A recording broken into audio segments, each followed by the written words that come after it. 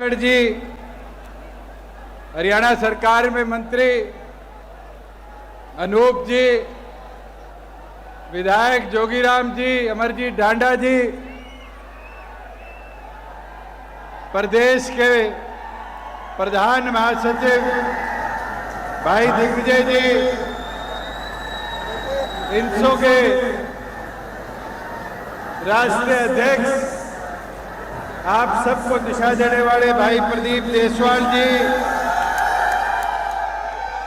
प्रदेश के बहुत ही कर्मठ हमारे दोनों प्रदेश प्रभारी, प्रदेश अध्यक्ष भाई रवि जी, भाई अजय राव जी, भाई बहन मंजू जाखड़ जी, हमारे बीच पे मंच पर बैठे सभी जननायक जनता पार्टी के इंसो के वरिष्ठ पदाधिकारीगण और प्रदेश और राजस्थान, दिल्ली, पंजाब, चंडीगढ़ से आए इंसो के मेरे साथियों, मुझे बड़ी खुशी हुई। अभी एक साथी ने आके लिस्ट दी कि राजस्थान के 10 कॉलेजों के साथी हमारे बीच में बस भरकर अभी यहां पहुंचे हैं और मैं एक चीज से शुरुआत करूंगा। आपने निभाया है ऐसा साथ कोई निभा नहीं सकता। जेजेपी के चिरागों को अब कोई बुझा नहीं सकता। हौसलों के साथ मजबूती से खड़े रहेंगे हम, कोई तूफान आकर भी हमें हिला नहीं सकता। साथियों, इस सफर के अंदर 21 साल में डॉक्टर अजय सिंह चौटाला जी ने यह पौधा दिल्ली यूनिवर्सिटी के चुनाव में लगाया था। दिल्ली यूनिवर्सिटी से धीरे धीरे ये पौधा हरियाणा प्रदेश के प्रत्येक कॉलेज, पंजाब यूनिवर्सिटी के प्रत्येक कॉलेज, राजस्थान यूनिवर्सिटी के प्रत्येक यूनिवर्सिटी कॉलेज तक हमने पहुंचाया है। और इस 21 साल के सफर में जहां ये इंसो का पौधा आज फलदार पेड़ बना है, वहां जननायक जनता पार्टी के निर्माण में भी इसका बहुत बड़ा योगदान रहा है। आज मैं इस पंडाल में बैठे कई साथी देख रहा हूं, जैसे प्रदीप कह रहा था, मेरे को पार्टी ने चुनाव लड़ाया। एक नहीं, आज हम बात करते हैं जननायक जनता पार्टी के नए संगठन की, जो तीसरी बार बना है इस 4.5 साल में। 50% से ज्यादा पदाधिकारी आज इंसो के 21 साल के सफर में बढ़कर आए। और मैं ये आज विश्वास के साथ कह सकता हूं कि इस सफर के अंदर एक एक साथी ने जो मेहनत करी कॉलेज में संगठन खड़े करने की, आज की ये नई पीढ़ी जो यहां बैठी है, ये अगले 20-25 साल की नींव हम आज यहां रखकर जा रहे हैं। साथियों, कोई सफर छोटा नहीं होता। एक एक ईंट जोड़े मकान बनता है और एक एक बूंद जब मिलती है तो समंदर जैसा विशाल बनता है। आज आपको मेहनत करनी है। और मैं तो आज दिग्विजय सिंह को कहूंगा, ये छात्र हुंकार रैली पे बस नहीं करनी। आपके पड़ोस के राजस्थान के अंदर अब कॉलेजों के, यूनिवर्सिटियों के चुनाव आने वाले हैं इस महीने के अंत तक। ये प्रतीक मेहरिया जी, युवा प्रदेश अध्यक्ष राजस्थान, यहाँ हमारे बीच में बैठे हैं। प्रतीक जी, इस टीम को आह्वान करो कि अगले 25 दिन राजस्थान के एक एक कॉलेज में जाकर कैंडिडेट उतारने का काम करे और नवंबर के विधानसभा चुनाव की नींव को और मजबूत करने का काम करो। साथियों, जब घुसेंगे कॉलेजों में, नए योद्धा, नया वोटर आपके साथ जुड़ेगा, तभी जाके तो आपकी प्रोध मजबूत होगी। और मैंने देखा है एक एक वो साथी जो 2007 में मेरे साथ दिल्ली यूनिवर्सिटी में डोर टू डोर किया करता था, आज राजनीतिक तौर पर ही नहीं, राजनीतिक तौर से भी आगे बढ़कर आज हमारे साथी IAS IPS है, HCS HPS है, पड़ोस के राज्य में अफसर है, और तो और आज हमारे साथी अलग अलग इंस्टीट्यूट्स के अंदर, इंडस्ट्री के अंदर, कॉरपोरेशंस के अंदर, कॉरपोरेट्स के अंदर अपनी जगह बनाकर बैठे हैं। हमें खुशी होती है। आज ये साथी कहीं दिखे मेरे को, कोई लेक्चरर लगा हुआ है, कोई प्रोफेसर लगा हुआ है। ये इसलिए मुमकिन हो पाया कि इनकी आवाज कोई बना, उस आवाज ने संघर्ष किया, संघर्ष करके इनके अधिकारों की लड़ाई को लड़ने का काम किया। मुझे वो दिन भी याद है, इस मंडी से 4 किलोमीटर दूर जब पहली बार छात्र संघ चुनाव की बात आई, मेरा एडमिशन था गुरु जम्बेश्वर यूनिवर्सिटी में। मैंने जाके गेट के ताला लगा दिया, चाहे मैं सांसद था, ये पत्रकार साथी कवर करने आए थे। ताला लगाया, वीसी साहब का दिल्ली आगमन से जहाज पकड़ना था, और हमने ताला लगा के कसम खा ली कि अगर रिटर्न एश्योरेंस लेंगे तो वाइस चांसलर से लिखित तौर पे वाइस चांसलर के साइन पे करेंगे। रजिस्ट्रार आया, डीन आया, कहने लग गया कि वीसी साहब तो दिल्ली है। मैं कहा 4 घंटे बैठे रहेंगे, बुला लो, जब आश्वासन दोगे, ज्ञापन के तौर पे लोगे, तभी जाके दरवाजा खोलेंगे।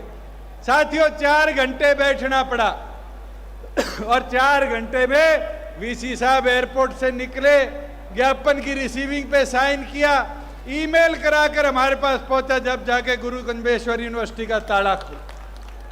ये दिग्विजय सिंह, जसविंदर खेरा, मंजू, ये 5 लोग इधर भूख हड़ताल पर बैठे। इनमें से तो कोई प्रत्यक्ष अप्रत्यक्ष चुनाव लड़ने के लिए नहीं मैदान में उतरा। अगर उतरा तो ये आपकी आवाज के लिए उतरे। भूख हड़ताल पे 5 दिन बैठे, 8 शर्तें थी, उन 8 शर्तों को लिखित में मैंने सरकार तक पहुंचाया, और खुशी हुई कि 8 की 8 शर्तों को कोमा फुल स्टॉप भी चेंज नहीं किया, सरकार ने मानकर अप्रत्यक्ष चुनाव प्रदेश में कराने का काम किया। और आज प्रदीप कह रहा था कि चुनाव के लिए परमिशन दे दो। साथियों, आप छात्र संगठन हो, आप अपनी लड़ाई लड़ते हो, सरकार के अंदर बात करनी होगी, हम 10 हैं, हम वहां पर बात रखने का काम करेंगे, मगर अपनी मुहिम तो शुरू करो। आज मुहिम शुरू नहीं होगी तो काम, आपकी बात को पहुंचाने का काम कौन करेगा? मैं एक चीज जरूर मानता हूं, समय समय पर अपनी बात को खुलकर रखना चाहिए। आज हम प्रदेश की बात करते हैं, मेरे पास कई साथियों का फोन आया कि जी हाईकोर्ट ने सीईटी पर परसों स्टे कर दिया, हमारा सैटरडे को पेपर है, क्या होगा? हमने 11:20 तक हाई कोर्ट में अपने सारे वकील खड़े रखे कि उन युवाओं के भविष्य के साथ रोक ना लगाई जाए, और उनको लड़ाई लड़ते रहे। मगर रात को 11:30 बजे सिंगल बेंच का ऑर्डर आया, कोर्ट बंद हो गया। अगले दिन सुबह 8 बजे बहस करने लगे, 9:30 स्टे ऑर्डर विकेट करा रहे, और ये करा लाए कि युवा पेपर देगा। पेपर कल भी हुआ, कल वाला कल होगा, आज भी हुआ, और आगे भी ऐसे होते रहेंगे। साथियों, ये लड़ाई है, ये लड़ाई आप लोगों की है। उस लड़ाई को लड़ना कानूनी तौर पे काम हमारा है, और हम लड़ते रहेंगे, मगर समय समय पर वो लड़ाई, वो बात हमारे तक पहुंचानी भी तो जरूरी है। कोरोना था, 2 साल तुम सो गए थे कि चुनाव की बात ही नहीं करी, आज बात आई है, और मैं ये वादा करता हूं, तुम शुरुआत करो, एक कॉलेज से, एक यूनिवर्सिटी से सरकार के तौर पर मंजूरी दिलवाकर प्रदेश में हम छात्र संघ चुनाव करवाने का काम करेंगे। साथियों, जहां पार्टी की बात है, हम 10 लोगों ने प्रदेश के अंदर बदलाव कितने लाने का काम किया। आज हम देखते हैं, आज हम सुनते हैं, आज हम करते हैं। आज कांग्रेस के साथी कहते हैं प्रदेश बर्बाद हो गया। ये हिसार के साथी बैठे, पूछो कितना बड़ा रनवे बन रहा है। देश का सबसे बड़ा अगर कोई एयरपोर्ट बनेगा 7200 एकड़ में, तो हरियाणा के इस हिसार की धरा पर बनेगा। क्या प्रदेश बर्बाद हुआ? हिसार शहर में आप आए हो, जाम की स्थिति थी। इस जाम से निजात मिलाने के लिए 700 करोड़ का एलिवेटेड पुल बनेगा, तो फायदा किसको होगा? हरियाणा प्रदेश के हिसार को। मैंने एक शुरुआत करी थी इसी हिसार से, और उस समय सांसद था, कहता था फाटक मुक्त हरियाणा बनाएंगे, शुरुआत हिसार से करेंगे। आज तथ्यों के साथ कहता हूं, आज एक फाटक रह गया था, उसकी भी 15 दिन पहले मंजूरी आ गई, और देश का पहला जिला होगा जो 100% फाटक रहित होगा। साथियों, नियत और काम करने की तो कोई कमी नहीं रहती। आज उठाकर देखो, 34,000 करोड़ का निवेश प्रदेश में आया। 34,000 करोड़ में कोई कंपनी प्रदेश छोड़कर नहीं भागी। कांग्रेस का शासन था, गोलियां चली, लाठियां बरसी, हीरो गई, होंडा गई, मारुति गई। क्या मारुति को वापिस नहीं लाए? खरखोदा में वापिस लाए, और खरखोदा के अंदर देश का नहीं दुनिया का सबसे बड़ा प्लांट हम बढ़ाने का काम कर रहे हैं। वहां कोई हजारों नहीं, मेरे को पहले अनुमान था कि 10-12 हजार गाड़ी साल की निकलेगी। फिर मारुति के साथियों से बात हुई, उनसे पूछा कि एक साल में उस प्लांट से कितनी गाड़ी निकालोगे? तो उनने बताया एक साल जब पूरी कैपेसिटी पे प्लांट चलेगा, 10,000 गाड़ी तो सिर्फ पहले साल निकलेगी। 10 लाख गाड़ी मारुति के प्लांट से पर वर्ष हम निकालने का काम करेंगे। 10,000 गाड़ी का मतलब क्या है? 15 से 20 हजार युवाओं को 24 घंटे का रोजगार हम खरखोदा में बनाकर देने का काम करेंगे। अरे कांग्रेस का राज तो वो था जब दिल्ली से चला करते थे और एक लोकसभा क्रॉस कर लिया करते थे। चाहे हिसार की तरफ आओ तो हमारे वो सिंगवा गांव है इसका ईश्वर का, उस वाली नहर के बाद सड़क छोटी हो जाती थी। भिवाड़ी जाओ तो भूपेंद्र का गांव है खेरडी मोड़, उस खेरडी मोड़ के बाद सड़क छोटी हो जाती थी। जींद जाओ तो अमरजीत जी के हल्के जुलाना में घुसते ही सड़क छोटी हो जाती थी। और तो और सोनीपत को तो अपना कहते थे। बड़ौदा चले जाओ, आप गुहाना चले जाओ, डॉक्टर साहब बैठे हैं, वो पवन बैठा है, खरखोदा चले जाओ, ऐसा कोई क्षेत्र नहीं था जहां पर सड़क पाकिस्तान इंडिया के बॉर्डर की तरह बंद होकर छोटी हो जाती थी। आज घूमकर देखो, आज घूमकर देखो कहीं हरियाणा में भेदभाव हो। ये साथी कहते हैं, एक विधायक नहीं हरियाणा प्रदेश में जो कहता हो कि 25 करोड़ की सड़कें उसकी विधानसभा में हमने बनवाने का काम नहीं किया। ऐसा कोई विधानसभा का मेंबर नहीं है जो ये आज कहता हो कि हमारे वहां पर 5-5 करोड़ रुपए विधायक के विकास कार्यों के लिए हरियाणा की सरकार ने देने का काम नहीं किया। साथियों, ये नीयत पे है, और नीयत साफ थी। जब मुमकिन हो पाया हर 3 में से 1 राशन डिपो हमारी बहन को, माता को मिलेगा। नीयत साफ थी, ये मुमकिन हो पाया कि हरियाणा प्रदेश की पंचायतों में हर दूसरा मेंबर, दूसरा सरपंच हरियाणा प्रदेश की एक माता बहन है। साथियों, ये मुमकिन हो पाया जहां CAT के बराबर हमने HTET को करने का काम किया। साथियों, ये मुमकिन हो पाया जो वादा हमारा था कि दूसरे जिले में जाकर HTET का पेपर नहीं देना पड़ेगा, हमने 50 किलो के अंदर अंदर 50 किलोमीटर के अंदर अंदर युवा साथियों के पेपर करवाने का काम किया। अनेक चीज है, एक एक विषय पर अगर चर्चा करें तो बहुत लंबा समय निकल जाएगा। पर साथियों, एक चीज आपको बोल सकता हूं और बड़े प्यार से बोल सकता हूं, किसी एक अच्छे साथी ने लिखकर भेजी थी और पढ़ते पढ़ते बड़ा मजा भी आया। अब इसको ये पत्रकार साथी चलाए किसके प्रति ये तो मुझे पता नहीं, पर मैंने एक चीज सीखी, नकारे हुए लोग, दुत्कारे हुए लोग बैकी बैकी बात करते हैं, हजारों से हारे हुए लोग। साथियों, आज उन लोगों को हम साफ कह सकते हैं कि लोगों ने चुनकर भेजा और नेक नियत और नेक सोच के साथ उन लोगों की आवाज बनकर विधानसभा के अंदर आप लोगों की लड़ाई करने का काम किया, युवाओं की लड़ाई करने का काम किया। और इसलिए मुमकिन हो पाया कि हरियाणा प्रदेश के अंदर 75% आरक्षण युवाओं के लिए हमने आरक्षित करने का काम किया। और मुझे खुशी है कि वो आरक्षण के ऊपर जो स्टे था उसकी बहस शुरू हो चुकी। पिछले सोमवार मंगलवार को बहस थी और सोमवार से दोबारा बहस शुरू हो जाएगी। और ये मेरा वादा है, इस महीने के अंत तक कानूनी प्रावधान पेच सारे खुलवाकर उस कानून को लागू कर हरियाणा प्रदेश के प्रत्येक रोजगार में 75% हिस्सेदारी आप जैसे बहनों भाइयों के लिए हम लाने का काम करेंगे। और एक चीज जरूर कहना चाहूंगा,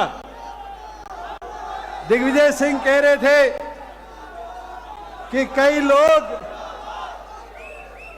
हमें क्या करते थे, कई लोग क्या करते थे, ये तो छोरों का टोल है, ये तो वानर सेना है। और क्या करते थे दादा, मेरे को भी लगता था कि शायद युवाओं का जोश कम हो गया। एक बार ये कैमरे घुमाओ, देखो टंग लिए, चढ़ लिए ऊपर। और ये क्रांति है, ये जोश है जो 2024 की मजबूती लाने का काम करेगा। साथियों, ये हर एक दल के पास नहीं है, ये हर एक संगठन के पास नहीं है। ये जोश और क्रांति अगर किसी के पास है तो डॉक्टर अजय सिंह चौटाला की सोच के पास है, चौधरी देवीलाल के विचारों के पास है। और ये मैं विश्वास डॉक्टर साहब को भी दिलाता हूं कि आपकी ये फौज यहां रुकने वाली नहीं है। ये फौज अब आगे बढ़ती रहेगी। आप समय समय पर हमें दिशा दिखाते रहे, आप समय पर हमें रास्ता दिखाते रहे।